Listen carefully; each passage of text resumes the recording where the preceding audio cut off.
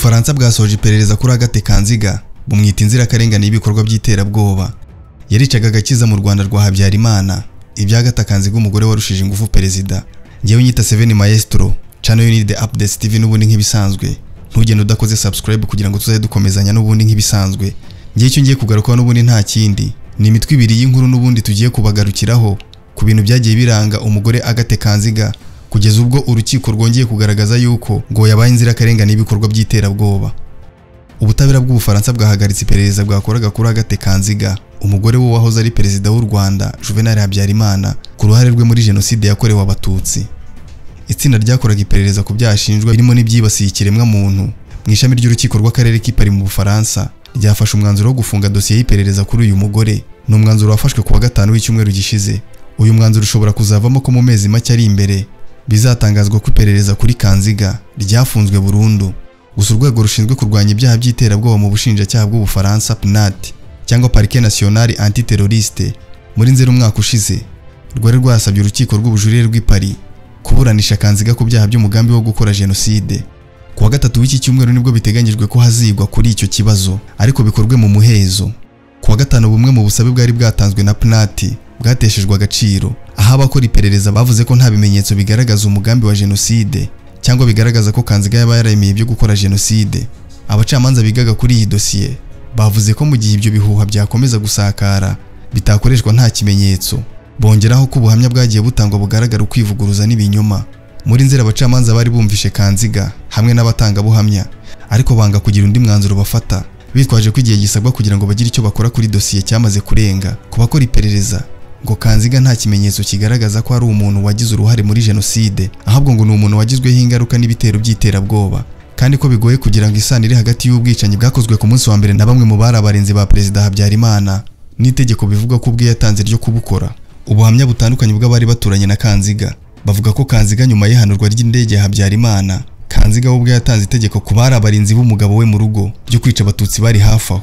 Abacamanza bavuze ko nta hantu na hamwe hari imbwirwaruhame ya Kanziga ihembera urwango cyangwa se ihamagarira jenoside, ndetse nta buhamya buhari bumushinja gukora lisiti z'abatutsi bagombaga kwicwa, ndetse ko ngo nta n'ikimenyetso na kimwe gihari kigaragaza ko yaba yaragize uruhare mu icengezamatwara rwa nyuma kuri RTRM cyangwa se ngo abe yarayiteye inkunga. Kanziga yari amaze imyaka myinshi akorwaho iperereza n'ubutabera bw'Ubufaransa. Uyu mugore yari mu bagize akazu itsinda rigari ryarimo abantu ba hafi ya Habyarimana bagize uruhare mu guhembera no gutegeka ko abatutsi bicwa. Ni ibirego yahakanye imyaka myinshi. Yavuye mu Rwanda ajya i Burayi tariki ya 9 Mata 1994 ku busabe bw'uwari perezida w'Ubufaransa François Mitterrand, inshuti ikomeye ya Habyarimana wari umugabo we.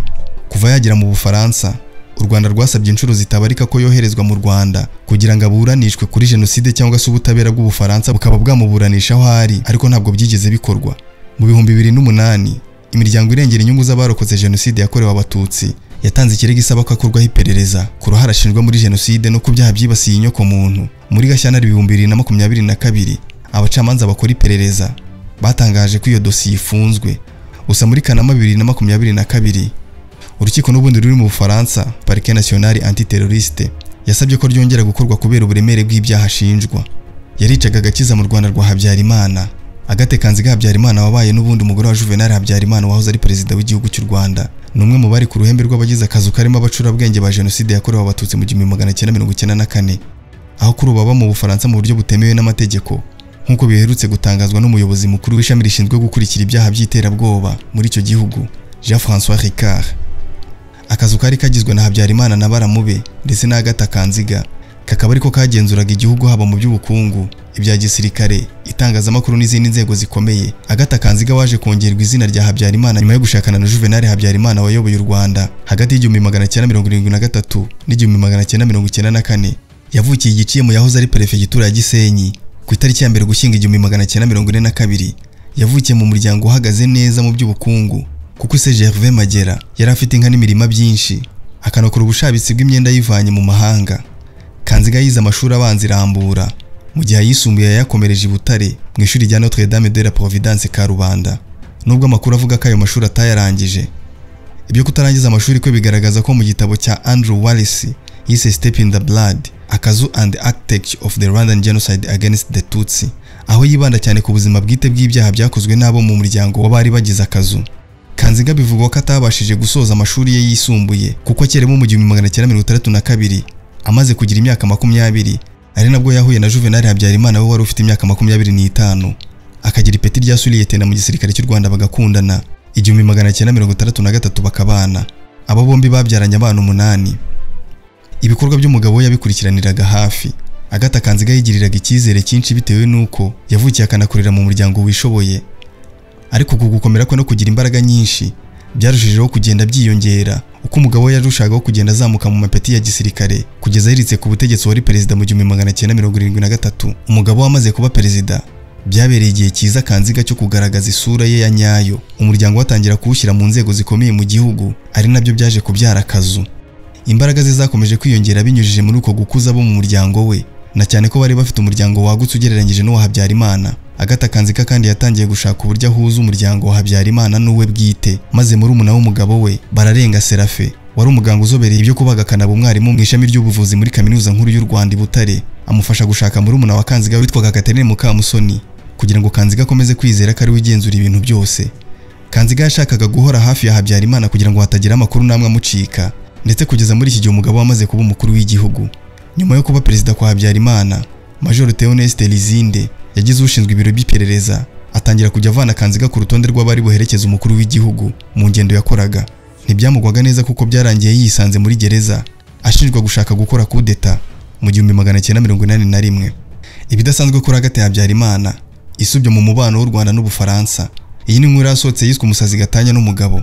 Lizinde yazize gusuzugura Kanziga no gushaka kubangamira akazu kari kagizwe n'uyu mugore n'abasaza be ku buryo na nyuma yo gufungwa Kanziga yashatse uburyo bwo kumwicira muri gereza ariko akarusimbuka.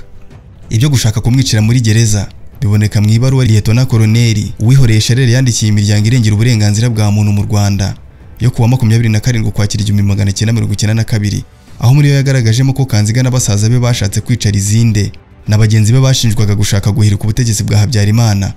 Icyo gihe Walisi wanditse icya gitabo twavuze haruguru yavuze ko Kanziga n'abasaza be batumijeho wahoze ari umuyobozi mukuru wa gereza ya Ruhengeri Pierre Desire Cyarahani mu rugo rwa musaza wa Kanziga Proteze Giranyirazo, akaba na prefet wa Ruhengeri, maze mu ijwi rye Agatha Kanziga Habyarimana asaba Cyarahani ko yamwicira abagabo batatu aribo Dr Murego Donati utaravugaga rumwe na Habyarimana, Commandant Nsengiyumva warizwi ku izina rya Makofe, ndetse na Lizinde.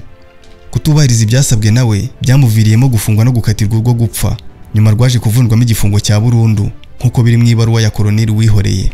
Kanziga binavugwa ko kandi yagize uruhare mu rupfu rw'abarumuna babiri b'umugabo we aribo Uwayezu Teresifore ndetse na Nzabakika Ntemelane wari waravuye mu gipolisi akajya mu bucuruzi. Bombi bakaba barapfuye mu buryo bumwe bazize impanuka zidasobanutse. Aba bakaba barahowe kuganira na mukuru wabo Perezida Habyarimana, ariko ngo ibyo baganiraga na Kanziga ntabimenye.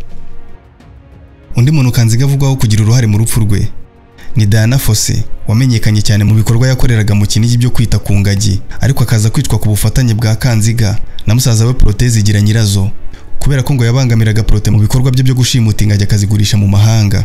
Urupfu nk'urwo kandi rwahitanye Colonel Mayuya wari inshuti y'akadasohoka ndetse na Somambika wa Habyarimana, ku buryo byanavugwaga ko ashobora gusimbura Habyarimana. Mayuya yari umuyobozi w'ikigo cya gisirikare cya Kanombe. Agatha Kanziga Habyarimana ngo yangaga abatutsi urunuka, akanabanena cyane, ndetse ngo ibi binashimangirwa n'uburyo atavuze rumwe na bamwe mu bana be bakundanye bakanashaka gushyingiranwa n'abatutsi. Urugero ni umuhungu we w'imfura Jean Pierre Habyarimana, yari umunyeshuri mu Bufaransa. Icyo gihe ngo yahahuriye n'umukobwa ukomoka mu muryango w'umwami wa Ethiopia Haile Selassie, barabengukana, ariko akojeje nyina ko agiye gushyingiranwa n'uwo mukobwa. Nyina byamaganira kure, avuga ko uwo mukobwa afite imiterere nk'iy'abatutsi. Kanziga yahisemo gushyingira uwo muhungu we, umukobwa wa Kabuga Felicien, na cyane ko Kabuga na Kanziga bari bafitanye ubushuti bukomeye. Ntibyarangiriye aho, kuko n'ubundi murumuna wa Jean Pierre witwa Leo nawe byarangiye ashakanye n'undi mukobwa muto wa Kabuga. Urundi rugero rugaragaza urwango Kanziga yangaga abatutsi, naho umukobwa we Jeanne Habyarimana ngo yakundanye n'umusore w'umututsi. Uwo musore aza kumutera inda, ariko Kanziga kibyumva ngo yazabiranyijwe n'uburakari bwinshi abifata nk'ishyano riguye, biza gutuma ahita yohereza uwo mukobwa we mu Bufaransa ngo abari habyarira uwo mwana, ku buryo yagarutse mu Rwanda agahita ashakirwa undi mugabo. Ukuboko kwa Kanziga kwatumye agaruka kuri ino liste y'abantu bakomeza gushakishwa. Ni ivuga uruhare yagize mu itegurwa rya Jenoside. Agatha yari asanzwe afitiye urwanga abatutsi, ariko ku itariki ya mbere Ukwakira 1990 ubwo yamenyaga ko inkotanyi za RPA zatangiye urugamba rwo kubohora igihugu. Ibintu byahinduye isura ndetse birushaho kugira udubi, yaba Kanziga, basaza be ndetse na Perezida Habyarimana ku bufatanye n'abandi bari bagize akazu bakajije umurego mu bikorwa byo gutegura umugambi wabo wa jenoside. Andrew Wallace avuga ko Kanziga yafataga abatutsi nk'abantu baciriritse kandi b'abanyamahanga, ku buryo atanigeze ashyigikira gahunda y'imishyikirano ndetse n'amasezerano y'amahoro ya Arusha, ndetse ngo byazanye agatotsi mu mubano we n'umugabo we Habyarimana ngo wabaga ushaka gufata impu zombi. Kanziga azwiho kuba yaragize uruhare mu nama zateguraga ikorwa rya jenoside ndetse akanatera inkunga imishinga y'interahamwe yo gutegura no kugerageza uko jenoside yari gukorwa. Igihe ingabo za RPA zatangiraga urugamba rwo kubohora igihugu, Agathe Kanziga Habyarimana n'ingabo ze nabo batangiye kwica abatutsi ku bwinshi. Hari ijoro rimwe ryo muri Mutarama 1994 ahagana saa 8 z'ijoro ryabereyemo inama yahuje Agathe Kanziga, Perezida Habyarimana hamwe n'abandi bantu mu bari bagize akazu barimo Joseph Nzirorera, Prefet wa Ruhengeri Sherere Nzabagerageza wasimbuye Proteze Gira Nyirazo, ndetse na Prefet wa Gisenyi Bizimungu na Koloneli Elisa Gatwa wari umunyamabanga wihariye wa Perezida. Iyi nama yasize hemejwe icyo bise umuganda, aho hari abasivili b'abahutu bigishijwe imbunda mu ibanga bagasabwa gutanga umuganda wo kwica abatutsi, ndetse banababwira ko inkotanyi yose bahura bagomba kuyica kuko ngo gutemura urumogi byonyine biba bidahagije iyo utaruranduye n'imizi yarwo. Hanateguye ingengo y'imari zifashishwa muri icyo gikorwa ku buryo hemejwe imagera ku 110 by'amadolari ya Leta Zunze Ubumwe za Amerika agomba kwifashishwa mu kubona intwaro, essence, imodoka n'ibindi bikoresho.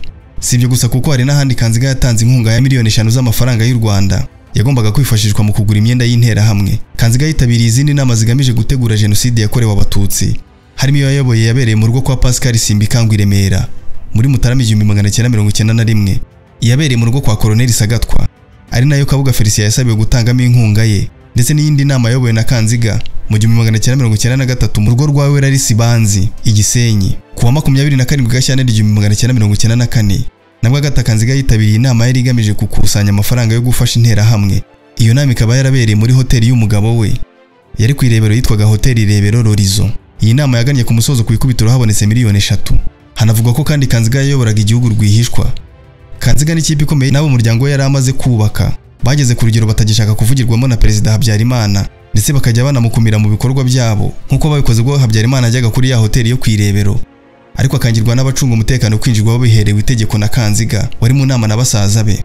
International Crime Database ivuga ko Agathe Kanziga Habyarimana yari ishyiga ry'inyuma mu kazu, ari nawe wari imbaraga zigenga ubutegetsi bwa Juvenal Habyarimana. Muri Kamena 1994 Uwanyirigira Jeanne wari ufite imyaka 24 n'Uwimbabazi Marie Claire wari ufite imyaka 22, abana ba Dr Emmanuel Akingene wari umuganga wihariye wa Habyarimana, batanze ubuhamya mu Bubiligi. Bavuze ko indege yari itwaye Habyarimana imaze guhanurwa bagiye kureba umurambo wa se Dr Akingene barira, ariko Agathe Kanziga arababuza. Mu buhamya baragize bati yongeyeho ko natwe dukwiriye gufata imbunda nk'umuhungu we Jarike wari ufite imbunda ya R4. Ubwo twatangiraga gusenga, Agathe yatubwiye mu ijwi ryo hejuru ko dukwiriye ahubwo kujya gufasha interahamwe kwikiza umwanzi.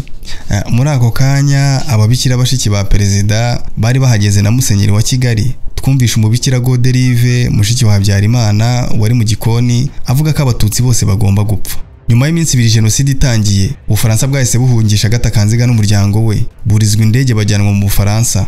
No mu Bufaransa Agathe Habyarimana yashatse kuhakomereza ibikorwa byo gutsemba abatutsi. François Maurice Adrien Marie Mitterrand aramwiyama, yaragize ati twahaye icumba Agathe Habyarimana ariko ni umusazi, ashaka guhamagarira abantu gukomeza gukora jenoside kuri radio zo mu Bufaransa, biragoye kumucubya.